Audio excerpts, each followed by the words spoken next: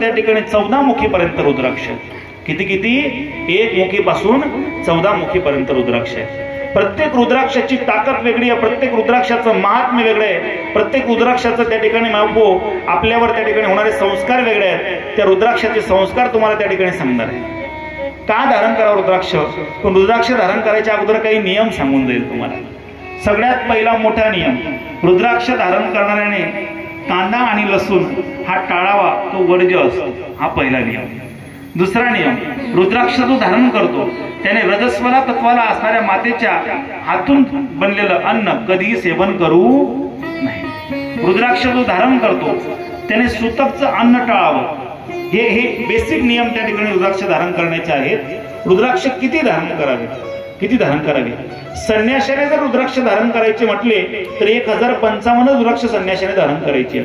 त्याच्यामध्ये 555 रुद्राक्ष त्या ठिकाणी आपल्या असणाऱ्या वरती जटांना त्या ठिकाणी धारण करायचे आहेत. आता तुम्ही कुंभमेळ्यातल्या साधूंना पाहिलं तर जटांना रुद्राक्ष असतात. 27 रुद्राक्षांचं जनिव असतं. 7 रुद्राक्ष त्यांच्या त्या ठिकाणी असणाऱ्या शिणीला असतात. 7 रुद्राक्ष दंडांना असतात. 101 रुद्राक्षांची माळ त्या ठिकाणी गळ्यात असते संन्याशांची. आणि आपण संसारिक लोकांनी एकतर 27 रुद्राक्ष, एकतर 54 रुद्राक्ष, एकतर 108 रुद्राक्षांची माळ आपण धारण करायला हरकत नाही. रुद्राक्ष धारण केल्यानंतर महिलांनी रुद्राक्ष धारण करावं का? हा सगळ्यात मोठा प्रश्न आहे. महिलांनी रुद्राक्ष धारण करायला हरकत नाही, पण धारण करताना आपल्याला हे नियम जर पाळता येत असतील तर आनंद आहे. नाहीतर मग सोपा उपाय, रुद्राक्ष घ्यायचा आणि देव घरात ठेवायचा, त्याची पूजा करावी. आणि आपल्या घरात असल्या काही अडचणी असल्या तर देव घरापासून लांब राहावं. नुसतं रुद्राक्षच नाही, एरवी सुद्धा आपल्या घरात जर काही अडचण असेल, सुतक असेल तर देव घरापासून लांबच राहायला हवं. तिकडे आपली सावली सुद्धा पडायला नको. रुद्राक्ष, 1 मुखी रुद्राक्षाचं महात्म्य सांगतो तुम्हाला.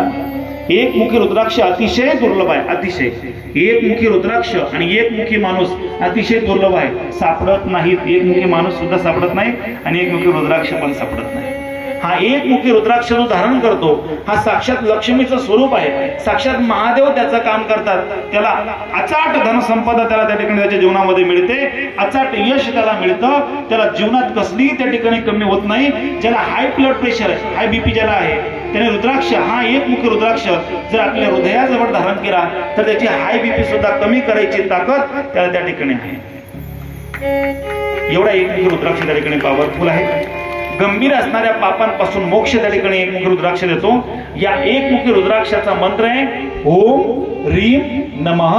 मंत्र व्यवस्थित ऐका आणि व्यवस्थित त्या ठिकाणी जीवनामध्ये उतरावा. काय मंत्र आहे?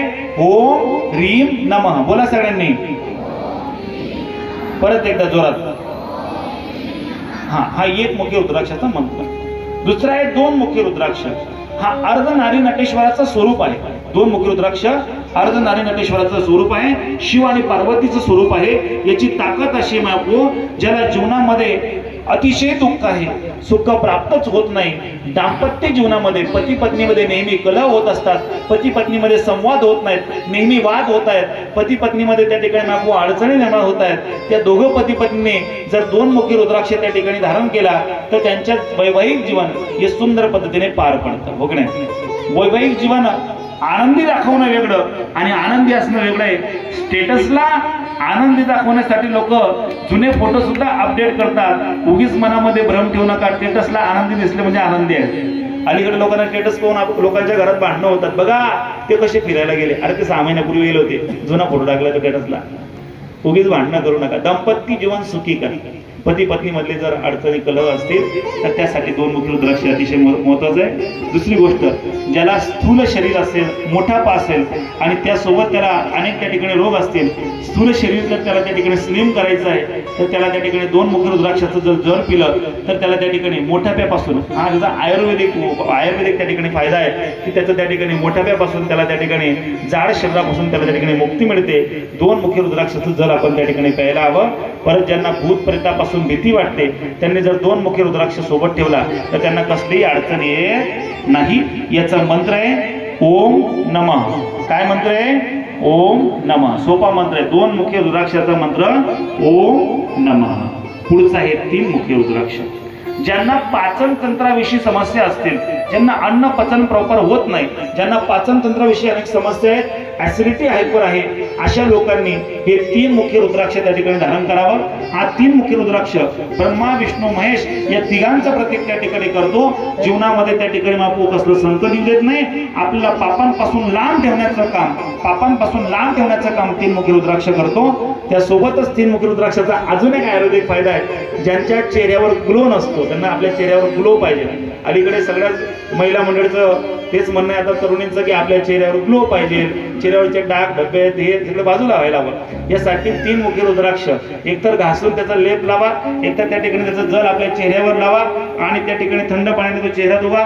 तुम्हाला आयुर्वेदिक उपाय 3 मुखी रुद्राक्ष जर आपण त्या ठिकाणी असा धारण केला, असं त्याच्या ठिकाणी केलं तर तुमच्या चेहऱ्यावर असणारं तेज त्या ठिकाणी नेहमी राहील. तुम्हाला अजर करतो. काय करतो? अजर करतो. ज्वरापासून लांब ठेवतो, असणाऱ्या वेदनांपासून लांब ठेवतो. 3 मुखी रुद्राक्ष अतिशय महत्वाचा आहे. त्यासोबतच ज्यांना नोकरी मिळवायची आहे, त्या ठिकाणी डिग्री आहे पण नोकरी मिळत नाही, त्यांनी 3 मुखी रुद्राक्ष जर आपल्या सोबत ठेवला, लाल त्या ठिकाणी असणाऱ्या कपडमध्ये बांधून ठेवला तर त्या ठिकाणी त्यांना नोकरी मिळण्यासाठी फायदा होतो. याचा मंत्र आहे ओम क्लीम नमः. काय मंत्र आहे?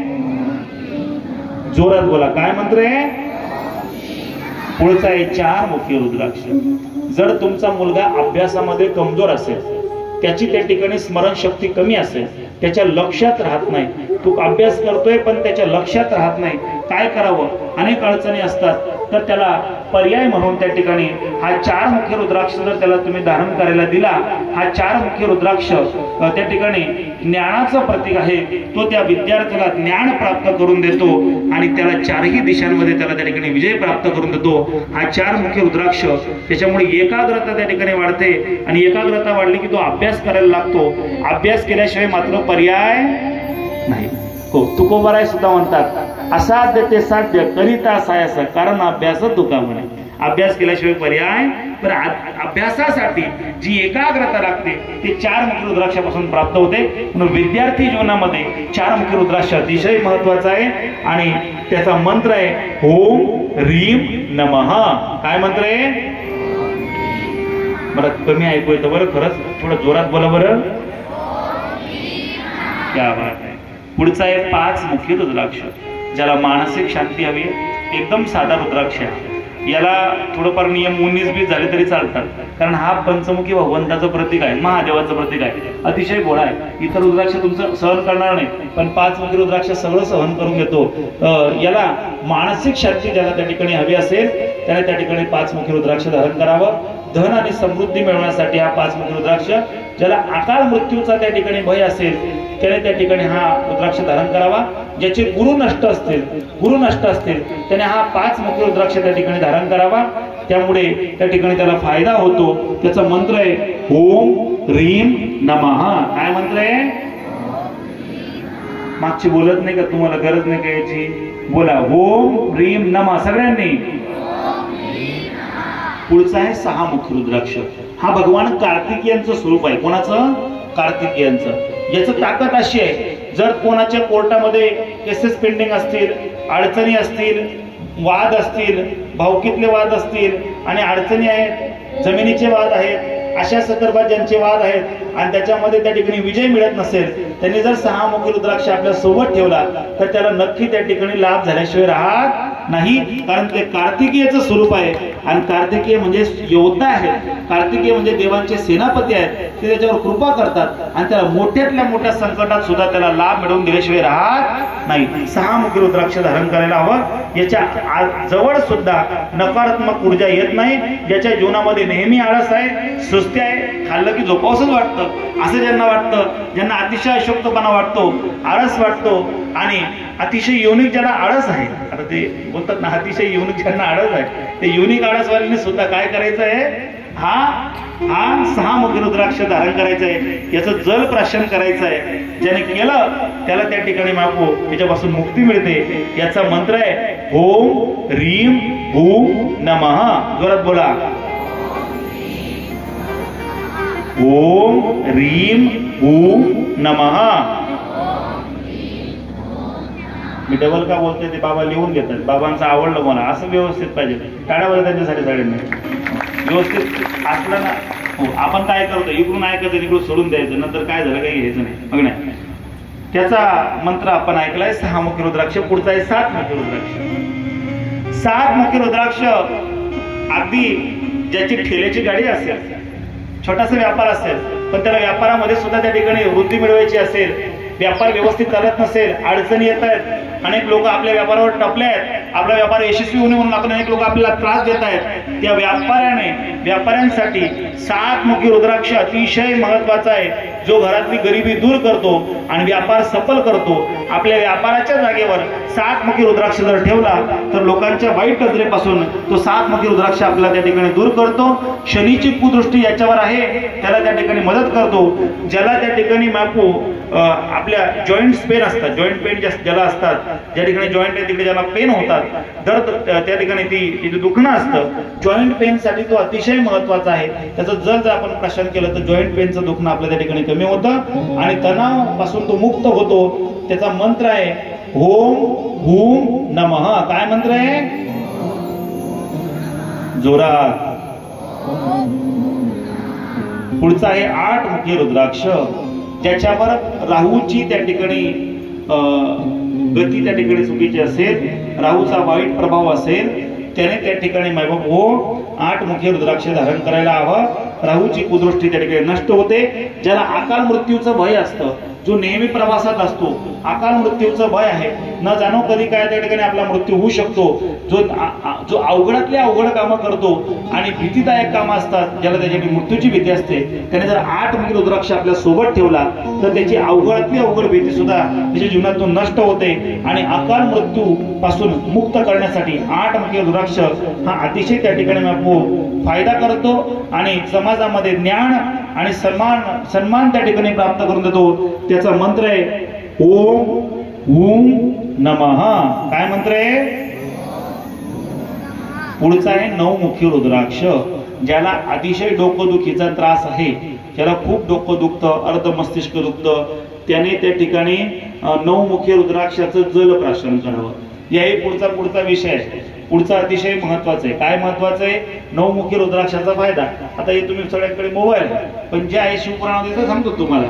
हो, ज्या आईला गर्भधारणासाठी त्या ठिकाणी त्रास होत असेल, गर्भधारणेसाठी त्रास होत असेल, मुलबाळ होत नसेल आणि संतान प्राप्तीसाठी त्यांना अडचण येत असतील, त्यांनी हे 9 मुखी रुद्राक्ष मासिक धर्मापासून 4 दिवसानंतर त्या ठिकाणी मासिक धर्म पूर्ण झाल्यावर 4 दिवसानंतर या 9 मुखी रुद्राक्षाचं जर त्या ठिकाणी चांदीच्या कटोरीमध्ये ठेवून आणि जर आपण त्याचं पाणी प्राशन करायला सुरुवात केली तर संतान प्राप्तीविषयी संबंधित समस्या हे तुमच्या दूर होतात आणि महादेव स्वतः आपला अंश त्या ठिकाणी प्राप्त केल्याशिवाय राहत नाही आणि त्या आईला संतान प्राप्ती झाल्याशिवाय राहत नाही. ही ताकद 9 मुखी रुद्राक्ष. आणि हे 9 मुखी रुद्राक्ष साक्षात 9 दुर्गांचं प्रतीक आहे, जे आपल्याला साहस, ताकद आणि त्या ठिकाणी देत असतात. आणि आपल्याला अजून त्यासोबत कोणाला चक्कर यायचा प्रॉब्लेम असतो, कोणाला कुठला प्रॉब्लेम असतो, त्या सगळ्या गोष्टींपासून ते लांब करतात. त्याचा मंत्र आहे ओम ह्रीम ओम नमः. काय मंत्र आहे? ओम ह्रीम ओम नमः. परत बोला. हा ओम आम चालत, तुम्ही काय बोलायचं तुम्हाला व्यवस्थित बोला. चला पुढचा आहे 10 मुखी रुद्राक्ष. 10 मुखी रुद्राक्ष हा त्या ठिकाणी स्वतः महादेवांचं स्वरूप आहे. जो 10 मुखी रुद्राक्ष धारण करतो, महादेव हे दशा त्या ठिकाणी 10 हात त्यांना महादेवांना आहेत, 5 मुख आहेत आणि 10 हात आहेत, दशभुज आहेत. आपल्या 10 हातांनी त्याला सहकार्य करतात. ज्याला त्या ठिकाणी राजकीय क्षेत्रामध्ये त्याला आपल्याला यश मिळवून घ्यायचं आहे, राजकारणात ज्याला आपल्याला यश मिळवून घ्यायचं आहे, त्याने 10 मुखी रुद्राक्ष धारण करायला त्या ठिकाणी हरकत नाही. ज्याला दृष्टीचा प्रॉब्लेम आहे, डोळ्यांचा प्रॉब्लेम आहे, दृष्टी कमी जास्त अधिक होत असेल, अडचणी येत असतील, लांबचं दिसणं, जवळचं दिसणं, अनेक प्रॉब्लेम असतील, त्यांनी 10 मुखी रुद्राक्षाचं जल त्या ठिकाणी प्राशन करायचं आहे. त्याला त्या ठिकाणी लाभ मिळाल्याशिवाय राहणार नाही. त्याचा मंत्र त्या ठिकाणी आहे 10 मुखी रुद्राक्षाचा मंत्र ओम ह्रीम नमः. काय मंत्र आहे? जोरात बोला.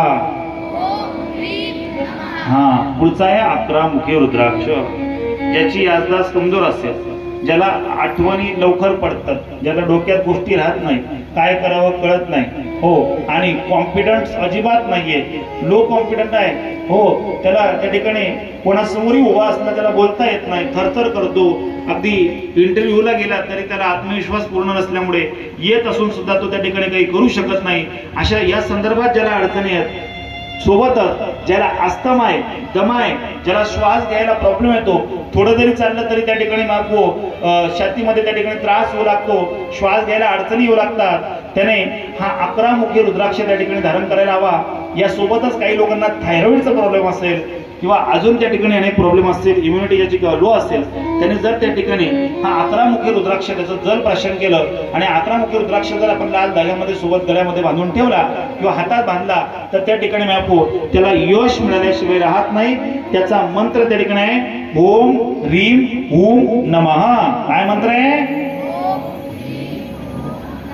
ओम ह्रीम ओम नमः. वा. पुढचा आहे 12 मुखी रुद्राक्ष. ज्याला याच्यावर सूर्याचा वाईट प्रभाव असेल त्याला 12 मुखी रुद्राक्ष त्या ठिकाणी धारण करायला हरकत नाही. त्याचं तेज नसेल, जो त्या ठिकाणी निडर बनायचं असेल, शक्तिशाली बनवायचं असेल, ज्याला मानसिक, शारीरिक आणि भावनात्मक रूपाने मजबूत व्हायचं असेल, ज्याला तणावमुक्त, चिंतामुक्त आणि क्रोधमुक्त व्हायचं असेल, शांत व्हायचं असेल आणि अजून पाचन तंत्राशिवाय विषयी ज्या ठिकाणी ज्याला अडचणी असतील त्याने हा 12 मुखी रुद्राक्ष, ज्याला वात कफ नेहमी त्रास देत असतील त्याने 12 मुखी रुद्राक्ष धारण जर केला तर त्याला त्या ठिकाणी त्याची मदत होते. त्याचा मंत्र आहे ओम ह्रीम नमः. काय मंत्र आहे? हा. पुढचा आहे 13 मुखी रुद्राक्ष. हा 13 मुखी रुद्राक्ष ज्याला मंगळ दोष आहे, मंगळ दोष आहे, ज्याला 7.5चा प्रॉब्लेम आहे, ज्या ठिकाणी त्याला आर्थराइड्स आणि अनेक अजून असणाऱ्या त्या ठिकाणी समस्या आहेत, त्याच्या जीवनामध्ये नेहमी भीती असते, अशा लोकांनी हा 13 मुखी रुद्राक्ष त्या ठिकाणी धारण करायचा आहे. त्याच्यावर त्या ठिकाणी त्या ठिकाणी त्याच्यावर कृपा झाल्याशिवाय राहत नाही आणि त्या ठिकाणी त्याच्या जीवनातल्या समस्या सुद्धा लांब गेल्याशिवाय राहत नाही. 13 मुखी रुद्राक्षाचा मंत्र आहे ओम ह्रीम नमः. काय मंत्र आहे? पुढचा आहे शेवटचा 14 मुखी रुद्राक्ष. अतिशय पवित्र रुद्राक्ष आहे. ज्याला त्या ठिकाणी जीवनामध्ये यश प्राप्त होत नसेल, खूप प्रयत्न करताय, खूप मेहनत करताय, पण भाग्य साथ देत नाहीये, करावं काय कळतच नाहीये, अशा व्यक्तीने ज्याला त्या ठिकाणी कमरेचं दुखणं असेल, गुडघ्याच्या संबंधित आजार असेल, अशा व्यक्तीने जर 14 मुखी रुद्राक्ष धारण करून त्याचं जल प्राशन केलं तर त्याच्यावर स्वतः महादेव कृपा करतात आणि त्याचा मंत्र आहे ओम नमः. काय मंत्र आहे? जोरात बोला. वा. असे 14 मुखी रुद्राक्षांचं त्या ठिकाणी महात्म्य आपल्याला सांगितलं. धारण करताना त्याला धातूमध्ये धारण करायचं, कशामध्ये? किंवा चांदीमध्ये धारण करायचं. रुद्राक्ष नुसता साधा धारण करायचा नसतो, त्याला धातूमध्ये धारण करायचं असतं. हो. विद्येश्वर संहितेमध्ये ही सगळी माहिती आली आहे. ज्यांना वाटलं त्यांनी शिवपुराण कथा, विद्येश्वर संहिता वाचून बघा. तुम्हाला सगळ्यांना ही याची माहिती त्या ठिकाणी डीप मध्ये पाहायला मिळाल्याशिवाय राहणार नाही. अतिशय सुंदर त्या ठिकाणी ही कथा आपण या ठिकाणी श्रवण करत आहोत. आता पुढच्या कथेकडे